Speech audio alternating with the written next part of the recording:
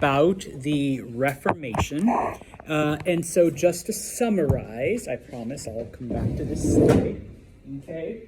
Remember, Christianity and or the Catholic Church, all right, starts in about the 300s officially, okay?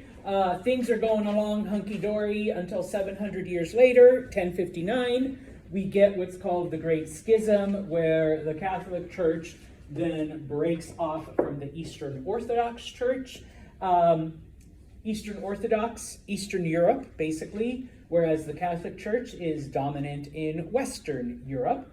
Then we move along for another 500 years or so, and we come to the Reformation, okay? And so on Wednesday, we talked about how the Catholic Church had basically fallen into corruption. Martin Luther had several issues with the practices of the church, and so in protest, which is why other religious groups are known as Protestant.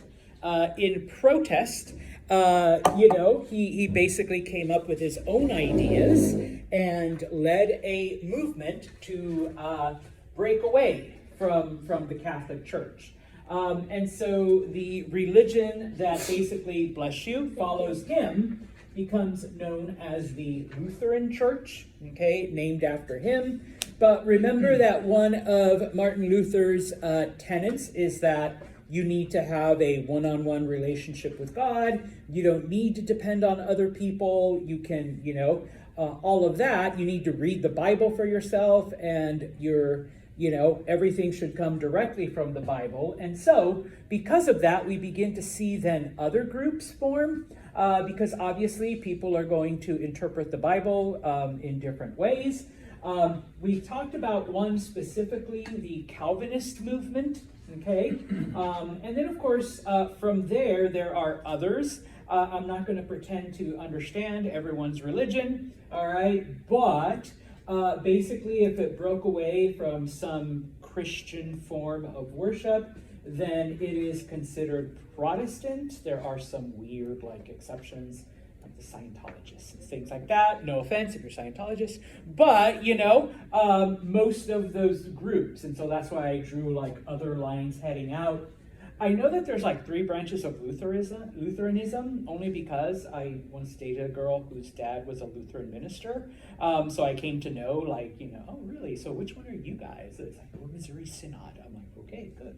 I don't know what that means, but, the whole thing. And of course, people who are Calvinists, you have Mennonites and Amish and, the different subgroups within all that. And so whatever you may or may not believe, if you're Baptist, Methodist, whatever, all of the other ists, okay, it all falls under this.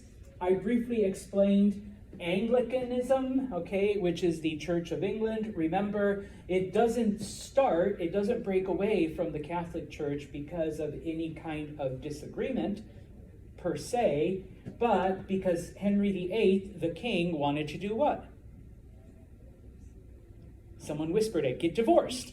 All right, he wanted to divorce his wife, and the Catholic Church wouldn't give him a divorce. So he said, fine, screw you, Pope. You're gone. I'm now the head of the church. I'm the Church of England, and I say divorce. All right? And so basically, you get the Church of England, which is known as the Anglican Church.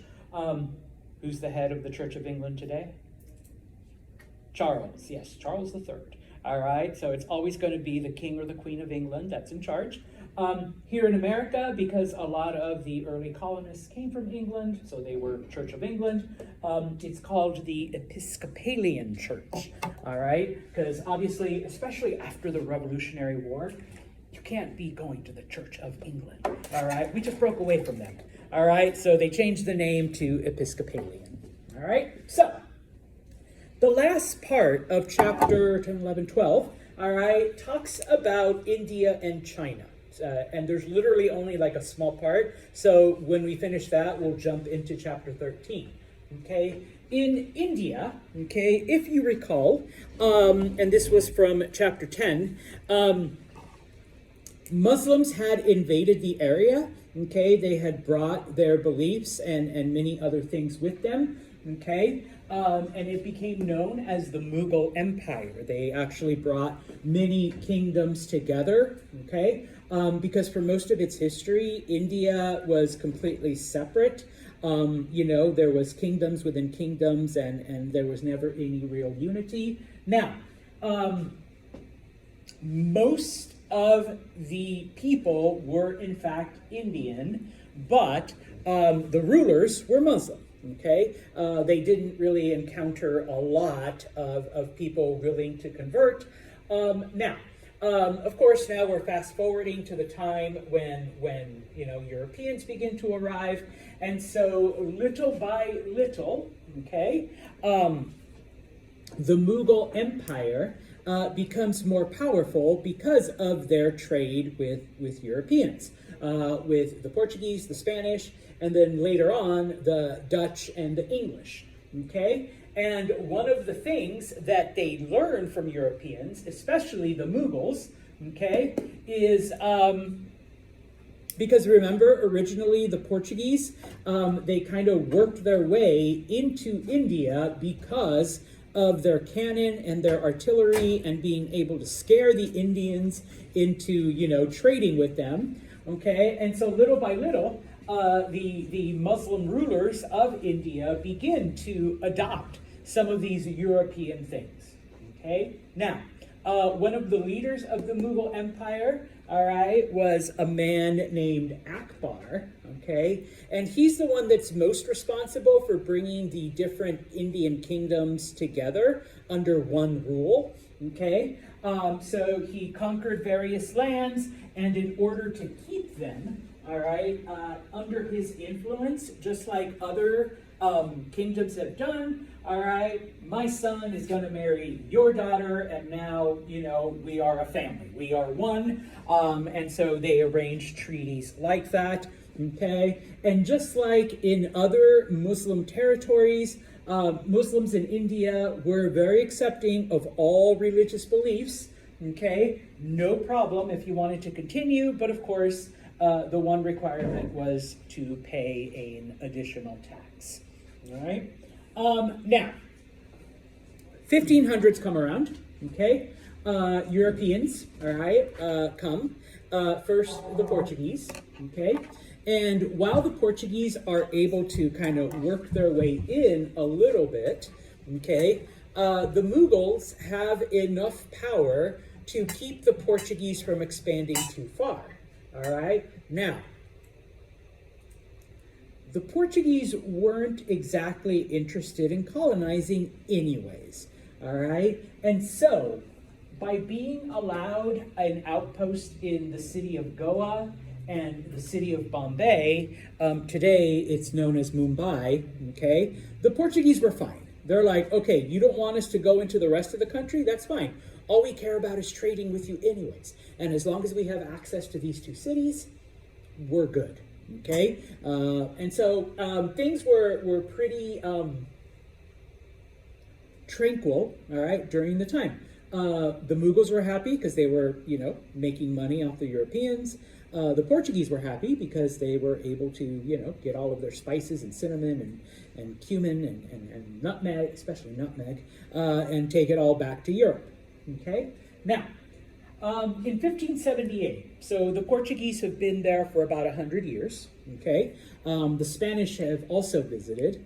By this point in time, if you recall, the Jesuits were formed to try to teach the people this new form of Catholicism that came about because of the Counter-Reformation. All right, hey, we're not selling, forgiveness anymore, priests, yeah, they're keeping it in their robes now, all right? They're not having side chicks.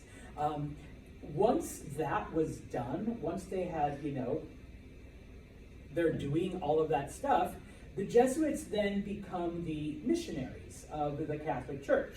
They start going into other areas and trying to convert people to Catholicism, okay? Remember, the Portuguese didn't really care, all right? They just wanted money, all right? They just wanted to trade.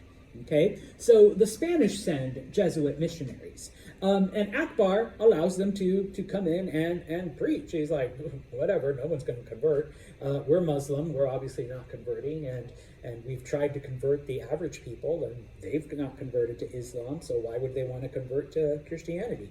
Okay, and so yeah, the Jesuit missionaries aren't that successful. Okay, in the 1580s and 1590s, by this point in time, we've had the 30 Years' War. Spain especially has been weakened because remember, they spent a lot of money trying to push Catholicism in different areas, and spoiler alert, they lost. Okay, and so little by little, the English and the Dutch, all right, begin to rise in power. It's not part of the thing in the textbook, but after 1588, okay, Spanish power begins to decline, English power begins to rise. Okay, and so by this point in time, then the English begin to arrive in India. Okay, now, was there conflict? Of course. Okay, between Europeans and between Indians. Many times it was between Europeans and Europeans. Okay, you know, the English didn't want the Portuguese there, or the Spanish there, the Dutch didn't want the English there. Okay, but, okay, as long as everybody was making money, most people got along. Okay, hey, we're all making money. If we keep fighting each other, that's going to disappear. So for the most part, you know, things were okay. All right. Now, this map then just shows the different areas. The green is what came under the control of Akbar. Okay. The rest is different, you know, different Indian kingdoms that had survived. This is in your textbook because it also shows where the various European powers then began to establish themselves. So you have some of the Portuguese outposts, you have some Dutch outposts in the south, you have, where are you, British? Here you are, okay, you have British outposts, okay? So all of them are trading with the Indians, and Indians are getting rich, Portuguese are getting rich, British are getting rich, and that's what they all cared about, okay? Questions on India? Then let's finish this chapter with China, okay? And I think we started off with it, okay?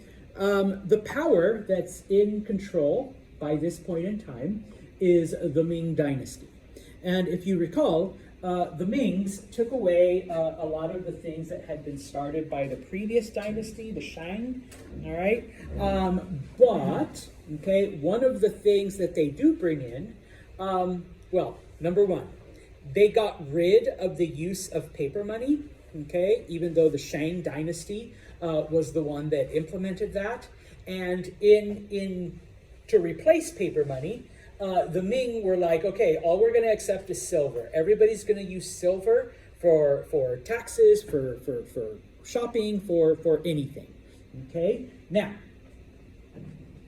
the Europeans show up by this point in time, especially the Spanish. Okay? They have, and pardon my Spanish, a shit ton of silver because they've been taking it out of the Americas for, you know, a good 80 years. All right? And so they arrive in China. The Chinese are a little bit hesitant. They're like, no, sorry, besides, we only accept silver. And the Spanish are like, well, you're in luck because look what we got.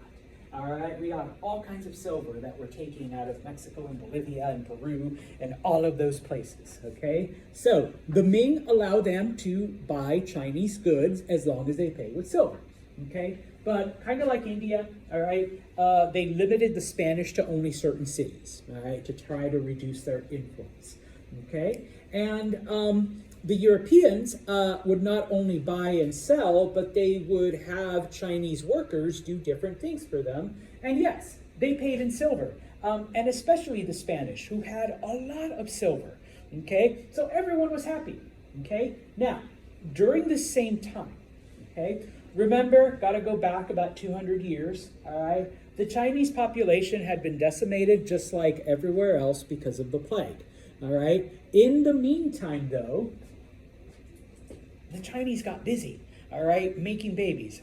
Maybe this is why they're still ahead of everyone, even today, almost 2 billion, okay? And so by 1650, the population of China was estimated to be like 1/3 of what the entire planet had.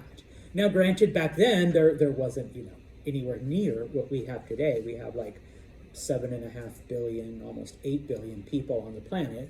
But the fact that 1/3 of everyone alive in 1650 was Chinese, okay, that's huge. All right.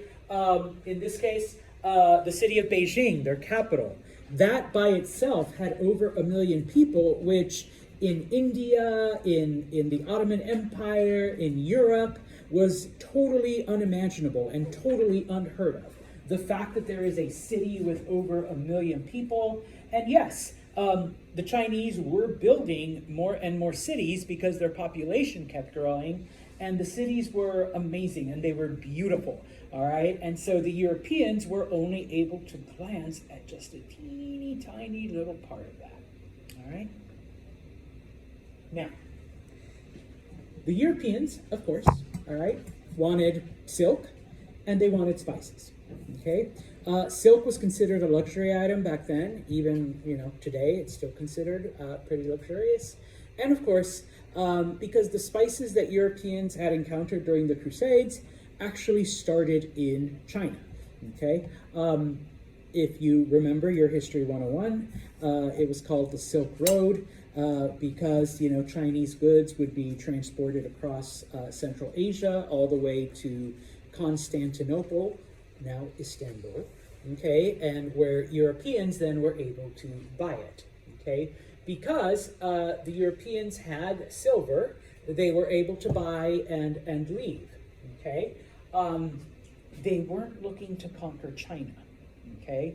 They just wanted the silk and they just wanted the spices. That's it, okay? The whole conquest thing comes later, all right?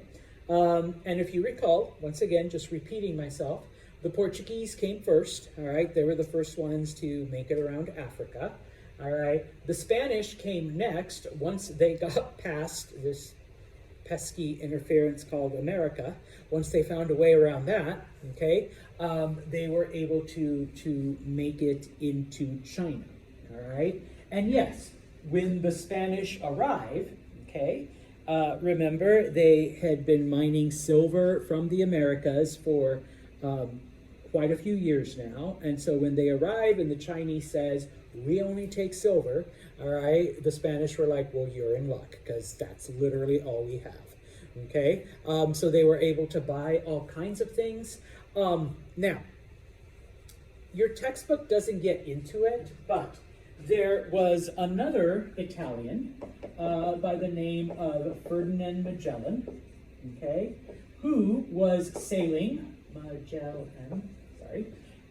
who was sailing for Spain as well, okay? He is the first person to lead a fleet all the way around the world, okay? He quite literally proved Columbus's theory that if you sail west, you will eventually get to the east, okay?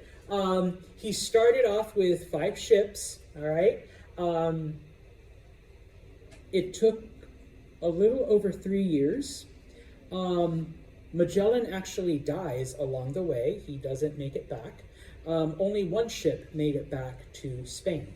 But, okay, along the way they stop in the Philippines. And this is actually where Magellan dies. They're fighting against the locals, and he takes an arrow to the head, basically, okay? And so Magellan's ship actually continues without him. Only 1 ship survives, FYI, out of the 5 that started, okay? But they do prove that you can go around, all right? Anyways, it is this expedition, then the Spanish come back and take control of the Philippines, okay? It's kind of interesting because they name it after King Philip, all right? That's why it's called the Philippines, all right? So, when Filipinos say I'm Filipino, like literally I'm Philip, all right, type of thing, because that's where the name came from. And yes, the Spanish take control of the area and it becomes a midpoint between America and Asia. All right, the Spanish are able to sail from the west coast of Mexico. They go across the Pacific, they go to the Philippines, and then from there, they're able to buy Asian stuff with the silver, and then they bring it back to Mexico. Just as an FYI, the Aztecs didn't eat spicy food. All of the spices, all of like the chilies and things like that, those actually came from Asia. But they came to Mexico from Asia via the Spanish. And once again, I can't imagine life without my jalapenos or my, it's called Valentina sauce or Tapatio sauce. I put it on everything. So yeah, okay. So once again, we see the continuing effects of worldwide trade, okay? And so, once again, this is the map that's in your textbook, okay? It shows not only the various empires, the various kingdoms, you have the Mughals, you have Ming China. It also shows the various expeditions, okay? So it actually does show Magellan, and it adds Del Cano, because when Magellan died, he was killed in the Philippines, right there. Del Cano took command and led the last ship back to Spain. And so you can look and see the various explorers. Here's Vespucci, the guy who America is named after, all right?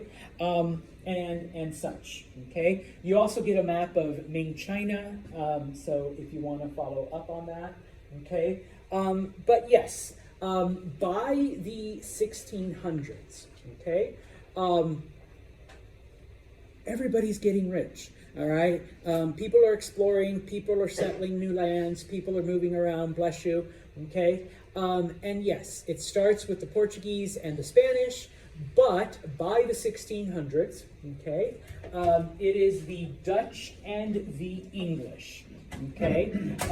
And over time, by the time we get to the 1700s, which is where chapter 13 will take us, will lead us, the English and the Dutch are the dominant powers.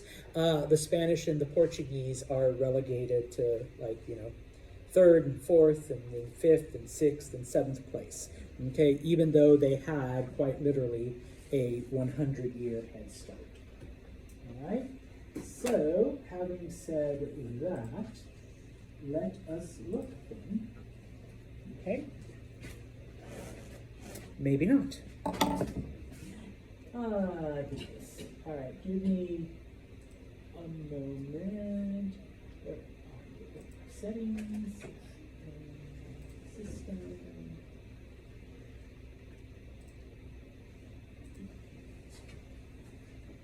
Yes.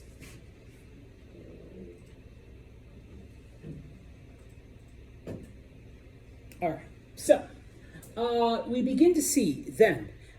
Because of all of this, and I can show you the map again, but I'm not going to, all right? All of the world's economies now are being brought together, okay? Everything is interconnected.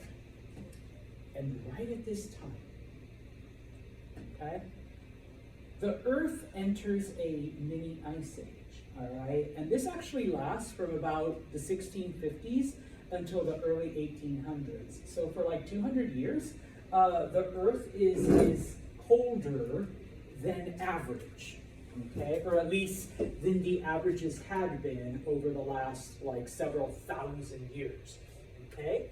And so, what begins to happen during this time between the 1600s and the 1800s is that because it is colder and the growing seasons are shorter, and it becomes more and more difficult to farm, okay? People are dying. People are being unsuccessful as farmers, and so they're selling off their land and moving into the cities, okay? So, like, for the first time, throughout the Middle Ages, like, having the land was everything, and having peasants work the land, and that's how you lived.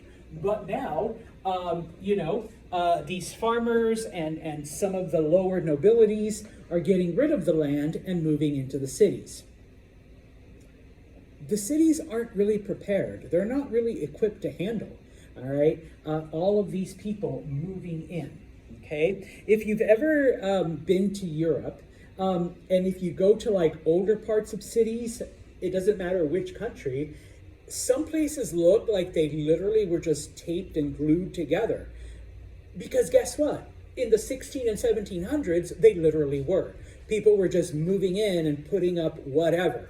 Okay? It isn't like in Paris in the late 1800s, Napoleon III like destroyed all these parts of Paris to put in wide streets and make things all nice and modern. Okay, but most other cities, it's just like, you know, a hodgepodge of people, and so we do get a brief resurgence of the plague. All right, because you do have overcrowding and you do have diseases, and humans are gross, and so, you know, rats will follow and all of that stuff. But couple that with this drop in worldwide temperatures, and yeah, people are you know, they begin to lose their lives and a lot of their possessions. Okay, now economically though, okay. In addition to this, so people are losing their land because of widespread cold temperatures, and people are moving into the cities, okay? This happens especially in Spain, but because the Spanish use their money like recklessly, because to them, they would always have gold and silver now. It ran out, you know, the gold and silver ran out eventually, all right? But we see this influx, okay, of gold and silver, all right? And so whenever there's and I'm not really good at economics. I mean, I usually have to stop spending and buying things when my ATM card gets rejected, all right? You know, to me, that's a sign, oops, all right, time to stop, all right? But when you have an influx of money, okay, it raises the cost of things. Because if there's more money in circulation, obviously people have money to spend. So I'm going to raise prices, okay? Unfortunately, okay, the people that typically have the gold and silver and are becoming wealthier, okay, are the upper classes, are the people that are already rich. So to them, when people start raising prices, it doesn't affect them, okay? Oh, I'll just send another boat to America, bring me more gold, all right? And you can afford stuff, okay? And so what ends up happening, though, is that the lower classes, the working classes, are the ones that suffer because they don't have a way of making more money, okay? Especially when right now the economies are tied to gold and silver. It's not like you can just walk around and dig and find gold. All right. In fact, Europeans weren't doing that. They were getting it from America. Okay. Just as an aside, I'm going to get just a teeny bit political here. All right. Right now, the United States is in a state of inflation. Okay. Because there is a lot of money out there. Okay. Some of you are like, then where is it, Santos? Because I've got none of it. It's true. Okay. Because most of that money, 99% of that money, is going to the upper classes, okay? If you read these different reports and these different economic things, people are like, yeah, we're in a recession, we have really high inflation, but yet CEOs are making astronomical salaries and companies are reporting like billion-dollar profits. So where the fuck is all the money?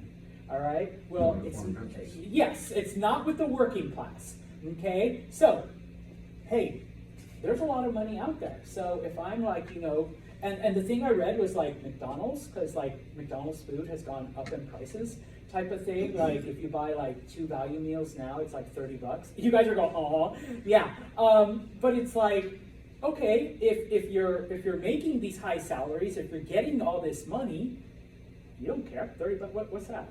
Fuck, here, here's another 20. All right? But if you're the normal people, all right, yeah, all right, that Mercedes is like, shit, I got 3 jobs and I can't afford McDonald's. All right, and it's like, yeah, you know, you're the one that's up. And so this is what's happening in Europe in the 1600s. There's all of this gold and silver everywhere, but only the rich people have it, all right? The average person can't afford anything, okay? Now,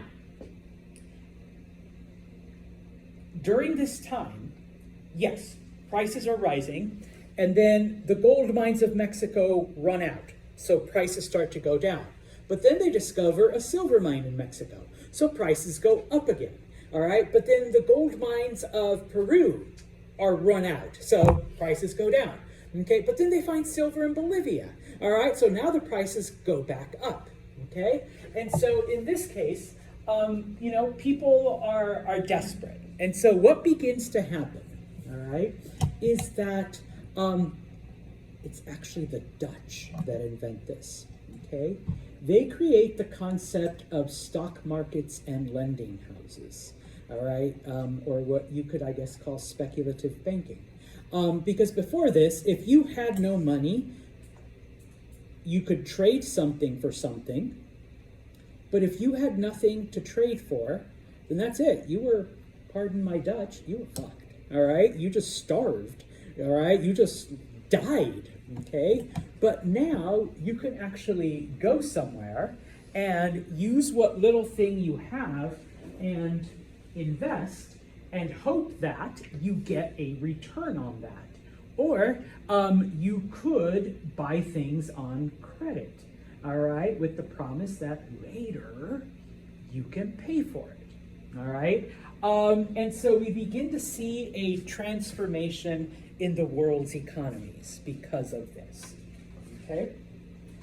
Now, as I said, okay, Spain and Portugal are rich, okay? Spain, because of all the gold and silver that they're taking from the Americas.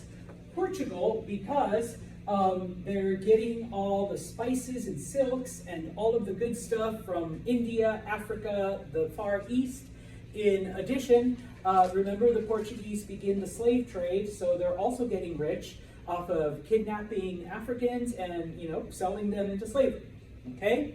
And of course, other European countries want some of that too, all right? Now, by the time the French and the English and the Dutch, by the time they get into the thing, Spain and Portugal, they've been doing this for over 100 years, okay? Unless the English want to fight Spain for Mexico, or unless the French want to fight the Portuguese for all of their, outposts in India, it's not going to work, all right? So they have to go into other areas, okay? Now, one of the things that the English and the French and the Dutch and etc., one of the things that they tried, because the Spanish are doing this, and so are the Portuguese, is growing certain crops. Okay, remember that in the areas that the Spanish had used up, Cuba, Dominican Republic, Puerto Rico, all right, all that was left was land. They were able to plant sugar, and it grew like crazy.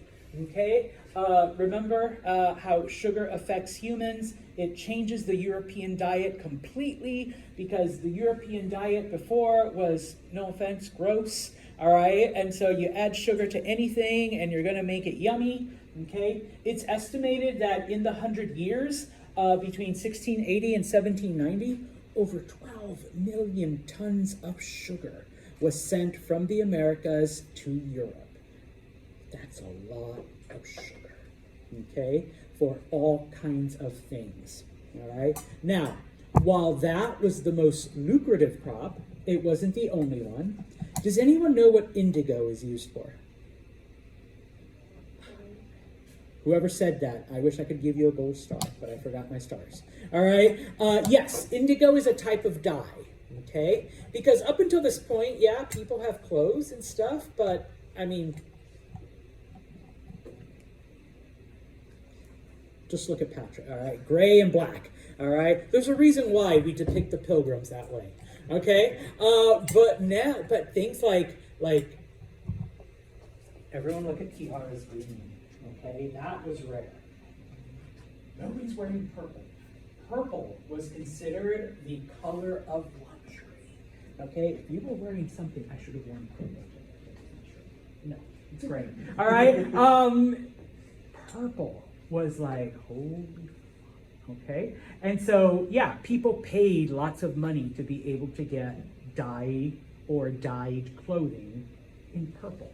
The reason why is because purple was considered the color of royalty. So yeah, Mercedes is wearing a purple hoodie, and it's like, ooh, she must be a queen. Or she must like have, her queen must be her cousin or something, because, you know, you're wearing purple, all right? Tobacco, Europeans hadn't experienced tobacco until Columbus. Now everybody's smoking, okay? And so yeah, now what's the thing about, no offense to any of you smokers, but what's the thing about nicotine? It's addictive, yeah. So you get a whole continent hooked. Yes, you're going to make a shit ton of money off of tobacco, off of cigarettes. Okay? Cotton, once again, before you could find it in India, but that's about it. Okay? Europeans bring cotton with them and discover that, hey, it does grow in America. And, you know, all the places where it used to be like gold and jungle, we can plant cotton. And then, of course, rice, which originated in Asia. Okay, once again, Europeans bring it to the Americas and realize that there are certain parts, especially South Carolina for some reason, I don't know why, but there are certain parts in the Americas where the rice grows really good. And so, once again, it's like, hey, we can make money growing rice. Okay, now, this map shows basically how you still have the old kingdoms here in Europe and Asia, but it then shows then how various areas were split up in the New World. Okay, everything right here in brown is everything that the Spanish had already claimed and conquered. Okay, the green is Portugal.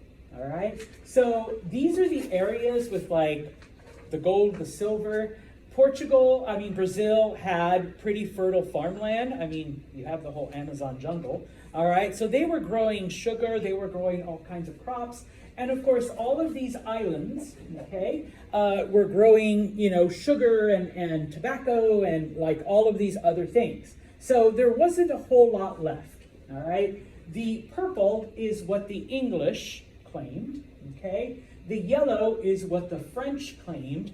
I know you can't see it, but the Dutch had this little sliver right there in New York, okay? The part right here, I call that salmon, maybe it's pink, all right? That was the area that was like fought over. It was disputed between the French and the English, all right? Believe it or not, even the Swedish had a little teeny tiny colony. If you've ever been to Delaware, all right, the northern part of Delaware was actually settled by the Swedes. Okay, the Dutch eventually kicked them out, all right? But there was a teeny tiny Swedish colony. Now, some of the you know, islands here, you see purple and purple. Yes, the English were able to kick out the Spanish, all right? You see Haiti here. Yes, the French were able to kick out the Spanish of some areas, but they weren't able, obviously they weren't going to try the big ass areas, but they did try some of the smaller islands, okay? The system, the economic system that comes about during this time is known as mercantilism, okay? We're not quite at capitalism yet. This is capitalism light, all right? We're almost there, okay? What is mercantilism? Well, as the European powers are rushing to claim different lands, the idea behind mercantilism is that there's only so much wealth in the world. And once it runs out, it's done.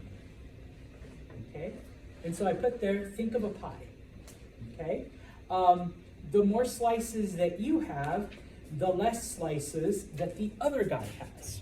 Okay? Now, Europeans came up with this because they saw the Spanish conquer Mexico and Peru, and they saw how all of the gold and silver was coming out, and then it stopped, it ran out. Okay? So they're like, okay, we need to find these places with gold and silver and claim it for ourselves. Okay? The motto behind mercantilism, wealth is power, power is wealth. Okay?